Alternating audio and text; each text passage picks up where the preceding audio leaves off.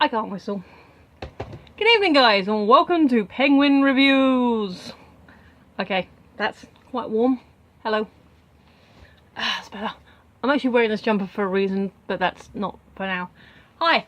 So, we are on Back to the Future Part 3, which, if anyone's actually bothered to look up the list, you will realise is not part of the Empire Top 500.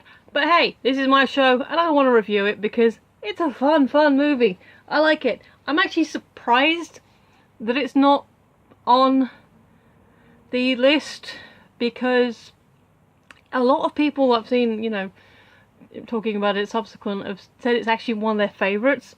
So I don't know why it didn't make the 500, but there we are. We're going to talk about it anyway. So who cares? Last review, if you actually watched it, was closer to an hour, and it was longer than I intended. So I thought, you know what, I'll try and take less notes. So today we have 10 pages of notes. I started highlighting them and then I just realised I ended up talking about everything anyway, so let's just do this. After the traditional cup of tea, because I am British, in case you didn't notice from the accent. Much better, thank you. So again, same director, same writing team, same producer, all the same. New addition, obviously, being Mary Steenburgen to the cast as Clara Clayton. But everyone else is in place, which is cool. And this one, like two, I actually did see this in the cinema, and sweet time. It did start with the Universal 75th anniversary scroll with all the different things. So that, on the big screen, that looked really cool. And then of course we get the finale of the first movie at the beginning of this movie, because it's one of the scenes that they've shown 3 times. But it's cool, it works, it brings you back into the action. And then you get the music sting, which is just... So I don't care, it's one of the best movie themes of all time. I don't care what any poll says, my opinion. My show, my opinion. And we do get the quieter opening to the movie, which is nice. Kind of works for this film. I was going to make a point about the fact that how can 5'4" Marty carry, you know, 6 foot whatever Doc. I haven't looked up how tall Chris Lloyd is. But there is actually a sequence in the beginning, whilst the credits are playing, where you do actually see Marty drag Doc out of the car and carry him over his shoulder, like fireman carry style. So whether or not that actually, you know, is like Doc and Marty, or like, you know, Michael J. Fox and Christopher Lloyd's stunt doubles, it is still a short ass carrying a much taller person. So yes, it's doable, and you actually see the action. You know, you see him picking him up and carrying him out. So you know what, it's good. And then we get the nice little pan across Doc's house, his living room. You get the nice bit of continuity where Marty's actually drying out the letters, and he's drying out his and Doc's shoes because, you know, they got covered in rain. And using the hoverboard as a footrest, which is actually quite a cute detail. One thing I didn't notice before, which I noticed the first time today, excuse me, is this really funky sculpture on top of Doc's TV that I'm going to assume, alright, I'm going to stop eating now, I'm going to assume is inspired by Jules Verne, because it's a really funky, you know, I can't really describe it, but yeah, go back, it's in the opening sequence, go check it out for yourselves.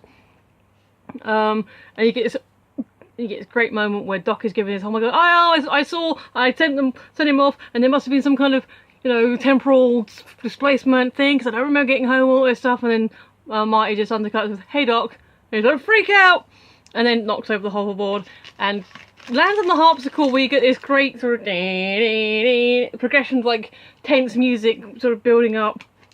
And we also get the return of Future Boy when Marty explains, no, you know what, Doc, it is me, I'm here, I'm back, here's what happened. He's like, oh yeah, how do you know that? And he goes, well, you wrote me a letter.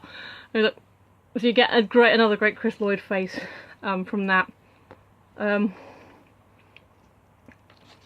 You get Doc reading past Doc reading 55 Doc reading 85 Doc's letter. You get really nice emotional when he's like, oh, my friend in time, and oh, I didn't know I could do this, and he has this weird moment. It's like, why would I call my dog Einstein? And then turns to his dog Copernicus, because Copernicus is a natural name for a dog. But we do get this really cute scene when they're going down the mine shaft with Copernicus wearing the little miner's hat and the light on the front, and it's very cute. Cute dog in a miner's hat, yep, can't go wrong with that. And then obviously the conversation where Doc is setting up the fact he likes the works of Jules Verne.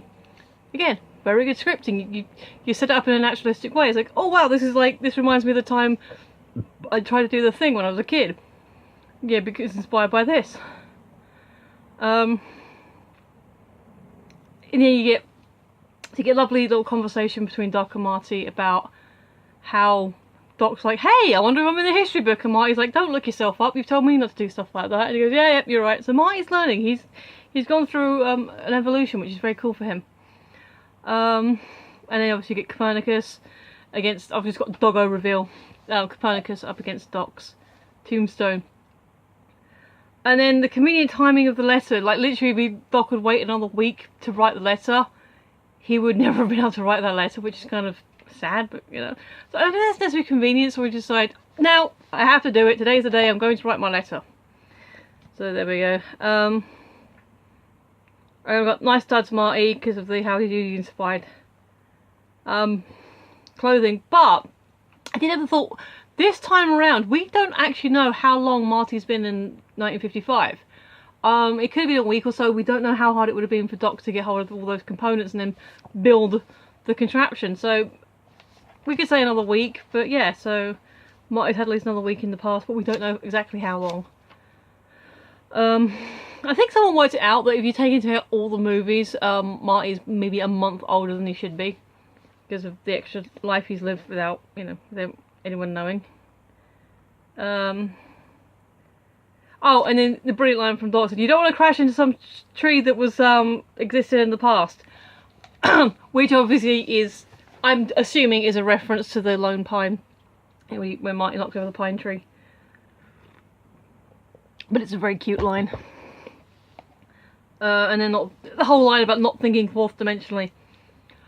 Okay, so now we get to the scene. Marty's poof back, he's back in the past, and we have the chasing with the Indians, which is actually very, very cool. It's a silver car being chased by a horde of Indians. What's not to love?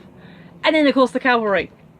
Now the point I want to make about this is there's a Eddie Izzard sketch, can't remember which show it is, but he's talking about World War II and the fact we were struggling. I think it's Dressed to Kill.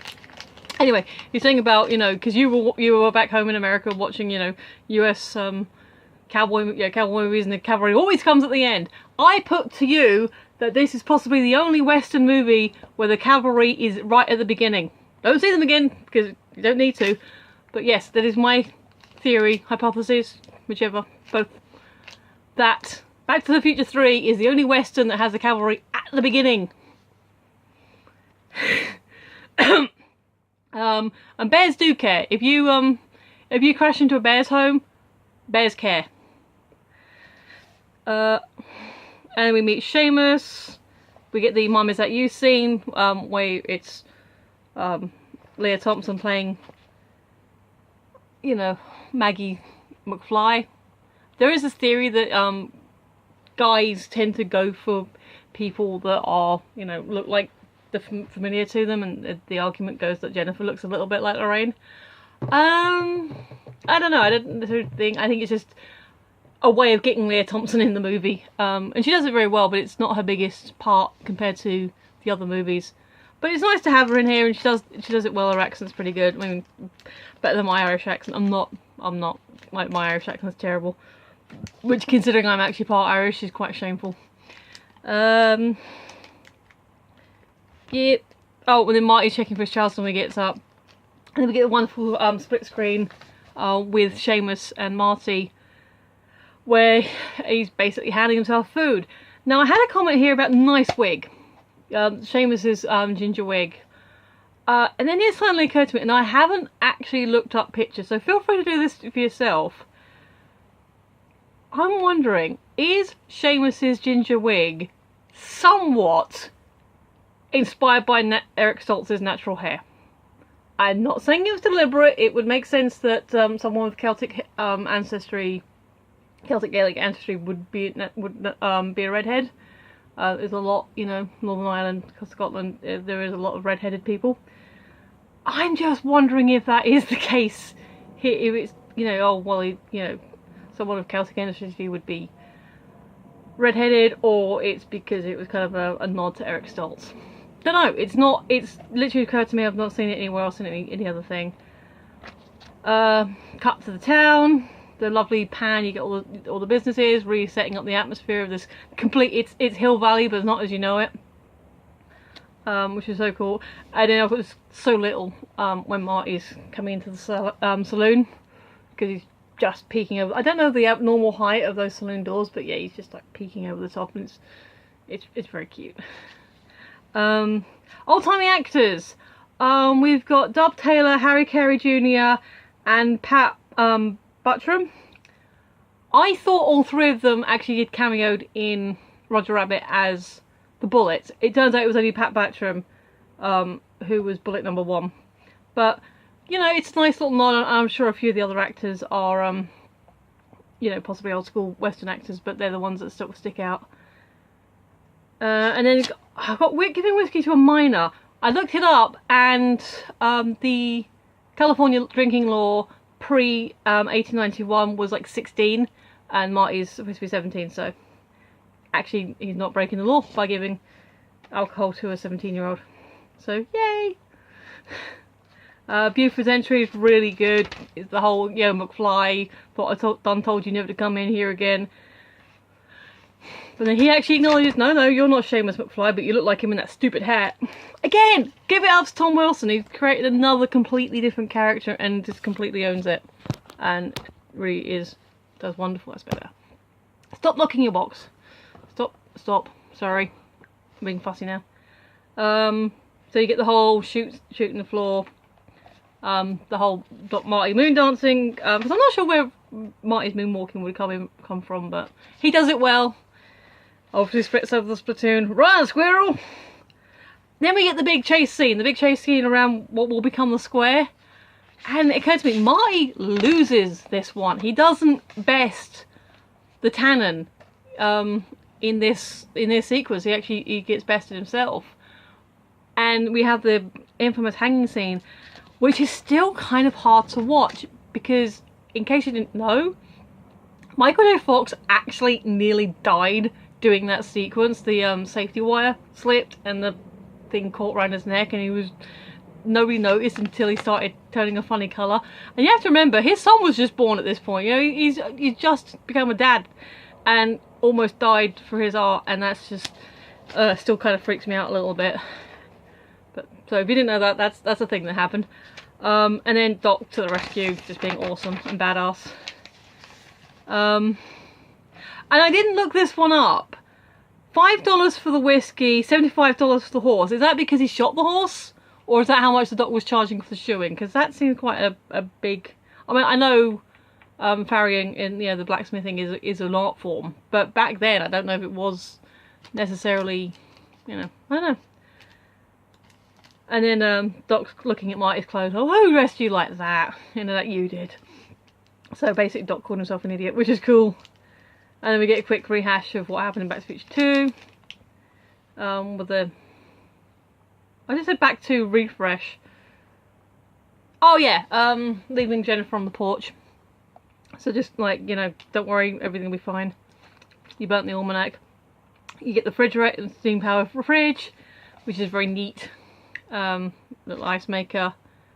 You get another little scene here with a two-shot where Marty's looking at himself in the mirror, and Doc's talking to him next to the mirror. So you get it is a two-shot, but they're not face to face. They're kind of like, you know, one's a reflection and one's a real person. So that's kind of a neat little framing.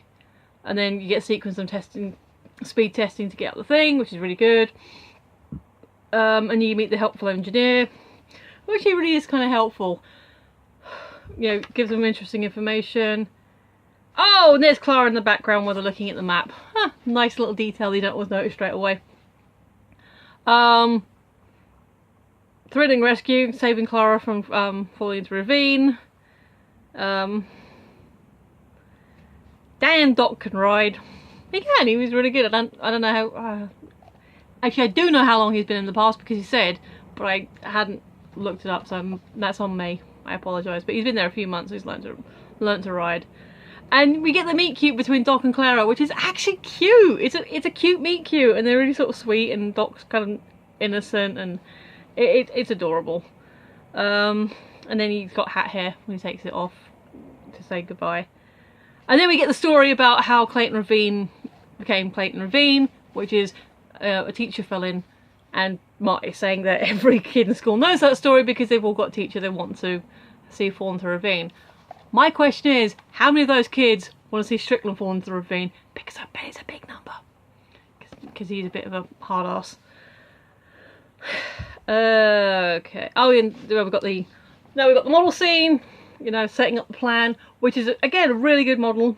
Bit rougher. You just got bits of log and tree, but it's a cool model. And the train, it's electric. It's an electric model train in 1885. So kudos, Doc.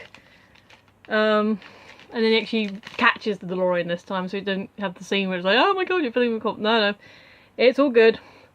And you get a repeat of the, oh my god, it's Clara, cover up the DeLorean. It is 85 Doc that says cover the DeLorean. 55 Doc says cover the time machine. Nice little mirroring there. So I like that little inversion. And then we get the cut to the party scenes, and we get the start of the clock, the infamous clock, which has been central to the whole franchise. And it's a really nice moment where Doc and Marty get to be there. So that I like that. It's kind of cute. It's nice that they kind of bring it round and you get to see them, see the history of their own town. Oh, hey ZZ Top. And we get the Western mix of Double Back. Yeah, Homer is apparently happy to see ZZ Top as well. Yeah, to get the nice Double Back version, which is very fun. Doc and Clara are doing their awkward flirting again because Doc and Clara are adorable. I'm sorry. And then just happy dancing. Marty not afraid of the gun. Nice shooting. Okay, so you got Marty being a crack shot at the Western, you know, shooting the spinner things. My question is this. Yes, you have the setup of him showing some skill in the Cafe 80s. However, that's with a light gun. I have to assume that even a Colt, which is physically a smaller prop, is still going to have a heavier weight, and plus you get the kickback from, you know, firing an actual bullet. So does shooting a light gun translate to being a crack shot with an actual gun? Either way, it was a very neat scene, and you know, Marty gets to be a little bit smug about it, so it's good. It's all good. And then you get a lovely little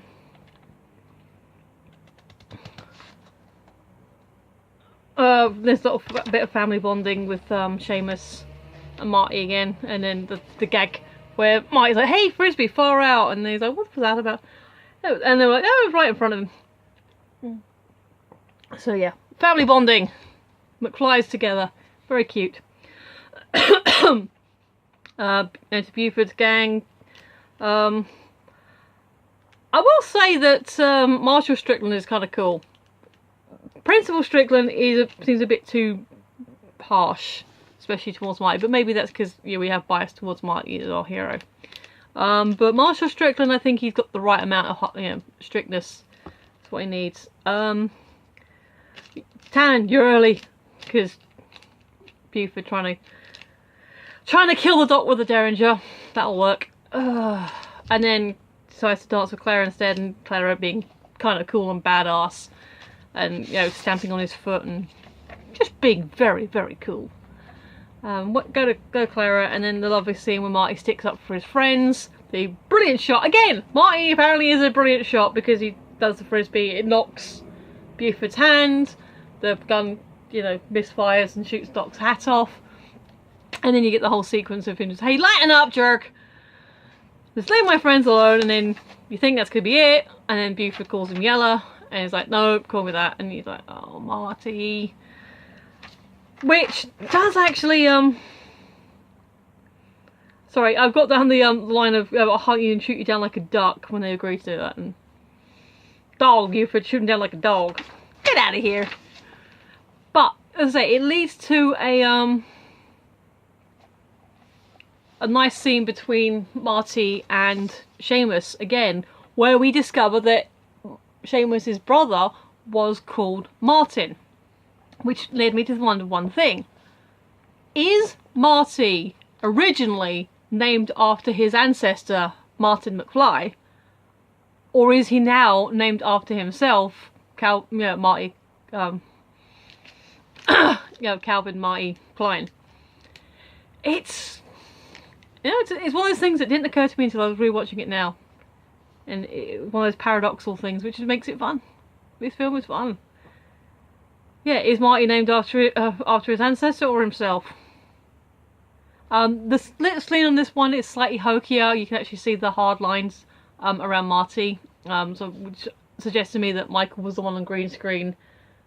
They're both Michael, but Marty was shot green screen and then Seamus was shot location. I don't know. I'm not sure. It's one of the ones that is kind of a little bit more obvious because it is quite hard line around, especially around Marty's hat, but it still works. The eyeline's actually pretty good. And then you cut to Clara and Doc being adorable again, bonding over lunar geography and Jules Verne and being really cute, and then sharing their first kiss, which apparently leads into them, them having, they're consenting adults, it's fine, but it's their first kiss. And unless I've been misinformed, not only was it Doc and Clara's first kiss, but it was Christopher Lloyd's first on-screen kiss, which, considering how long you've been working up to that point, it's a thing. But yeah, Doc and Clara are just adorable. Got the Goldberg machine doing breakfast. Martin is Long John's, which I don't know if I've mentioned this before, but Michael J. Fox is actually my first Hollywood crush. So the scene where you can see his bum through the Long Johns was, yeah, my mum teased me about it. I was a kid, what can you do? But yeah, doing his so then he's doing his taxi driver bit. Question. So Doc, doing the walk of victory down the road. Is that Doc's first time? Is it? Is it? He doesn't seem very socially adept, but he's not. I don't know. It's never actually confirmed. It's just Doc's very, very happy. And something I didn't notice again until watching it this time round, you can see the bullet hole in Doc's hat from the Derringer, and it does go out the back as well. It's straight through, and I'd never noticed that before, so that's a very cool detail. And then you've got them discussing the tombstone and the fact that maybe it's not Doc that will die, maybe it's Marty Clint Eastwood. Because if you didn't know, that's Marty's alias in this game, because it's in this film, because that's funny. And Clint Eastwood apparently loved the script, so well done to him. I think they had suggested a different actor. I think they approached a couple of old-timey actors, well, not old-timey, but actors who were famous for cowboy movies, who were sort of really active at that time, that the audience would have recognised. And Clint was the one that said, yeah, this is fun, let's do it. But you then get the switch around of their catchphrases. You get Marty saying, Great Scott, and Doc behind him going, yeah, I know, this is heavy. Which is, again, a very cute moment. What about my future? What about my future? Oh, yes, Doc alluding to Marty getting into accidents and stuff happening. And then we do get some lovely character development with Marty being the mature one about talking Doc out of... This is going to go over 30 minutes again, sorry guys. Yeah, so Doc and Marty discussing Clara and Doc wanting to stay with her. And then him, no, why don't we bring her back with us? And she's like, no. So Marty's like, no, don't think with your heart, think with your head, because that's what you're a scientist, that's what you do. Trying to let Clara down gently because... Doc's a nice person, we've established this, and the truth hurts, and yeah, so I've got the shirt of foreshadowing, the one that had the trains and the races on it. The horses. Yeah, Doc's using it as a neckerchief. So again, he's had it for a while, and using stuff, but yeah. And then, sorry, observations, and then obviously Doc repeating back the lines. I came here in a time machine I invented, and now I have to get back to 1985. And then Clara slapping him for it because she thinks he's lying to her, and he's not. And so you get the lovely moment where he's leaving the lavender brooch on the side, and she's kind of crying in the room because she thinks she's been used. And it is a nice tender moment that is allowed to play out. It's you know, it's cute. It's nice, and it's like, you know, the drama happens. It doesn't have to go straight to a gag. And then I don't think it does. It just sort of goes to him going to the bar and being kind of down, and then the barbed wire peddler sort of saying, "It's a woman. You never know what the future holds." And then he goes, "I can tell you about the future." I got a note here. What happened to Doc on 4th of July when he last time he got drunk? He's like, "Oh, I can't." You know, the bartender's like, "I can't tell you what to do. You know, I'm not your daddy." You know what happened? He's like, "You know what happened on 4th of July?" I said, "Just give me the whiskey, Chester." All right. Obviously, talking about the future means you're crazy. And then Chester confirming that no, he hasn't had any whiskey yet. That was the only one. So it's the morning. Marty gets up. Buford's gang gets up. They're all running to town, and Marty's like, "Come on, Doc, we gotta go." And he's like, "Yes, you're right."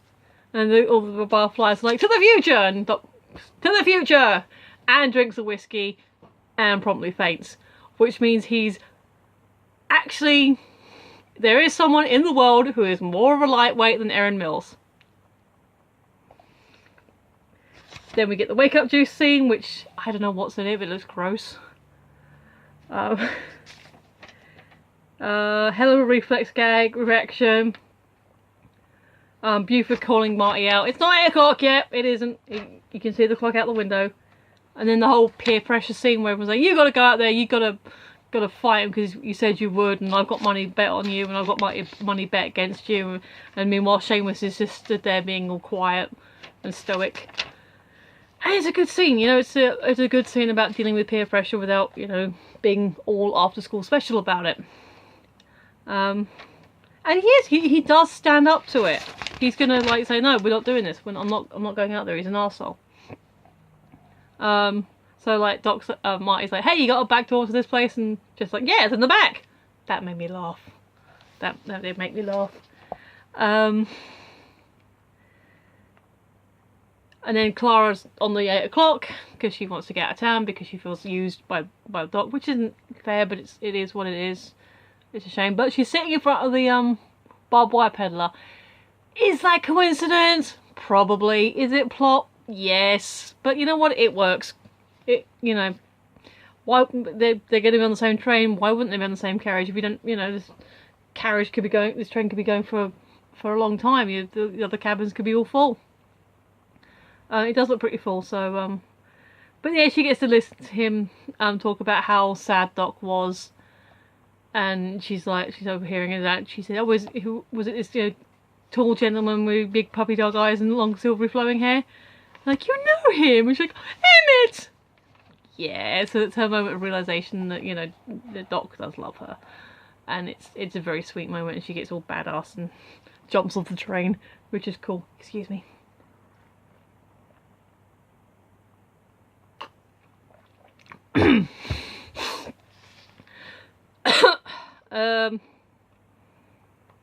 And then we cut to so we've got the big scene with Marty and Buford, Tom Wilson showing off some gun skills that I'm assuming he learned at some point, with the flipping the gun and putting it back in the holster. So yay, again, Tom Wilson for the win.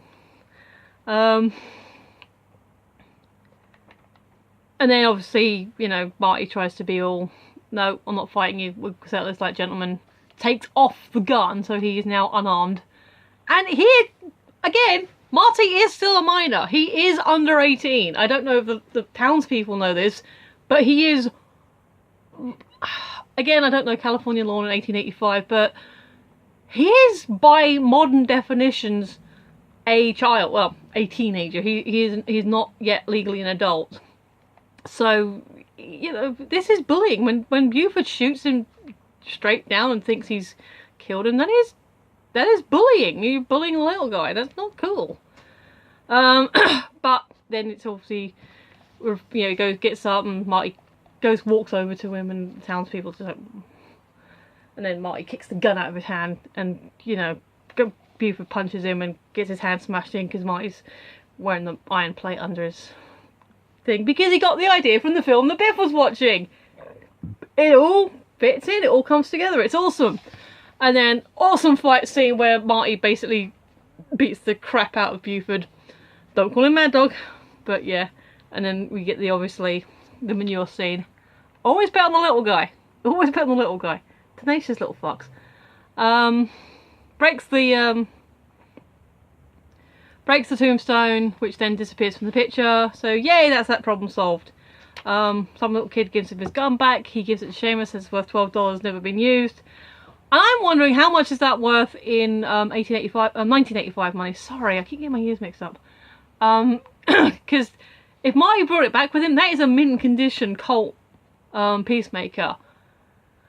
Could he, or like, give it to his dad or someone to sell, or, you know, could make some money off of that? I don't know. But he gives it to Seamus, who says he's going to trade it in for a new hat, so it's all good. It just I often wonder how much it would be worth today's money, or, you know, today 1985 money. Clara runs to the Doc's workshop, looks at the model railroad set, and isn't stupid. She puts it all together. She's like, oh, you know, she picks up the car and is like, oh, time machine, and works out where, you know, I'm not sure when she learned the map, but she's a teacher, so it would behoove her to learn the local area.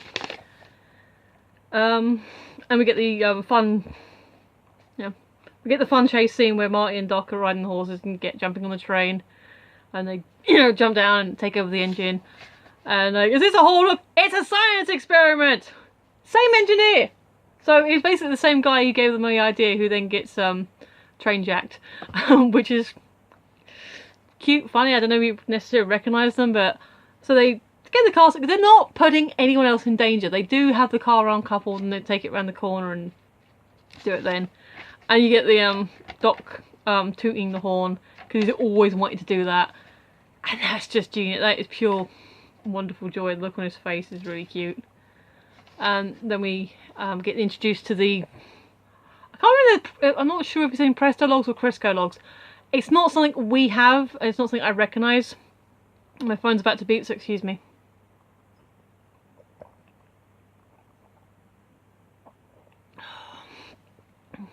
Because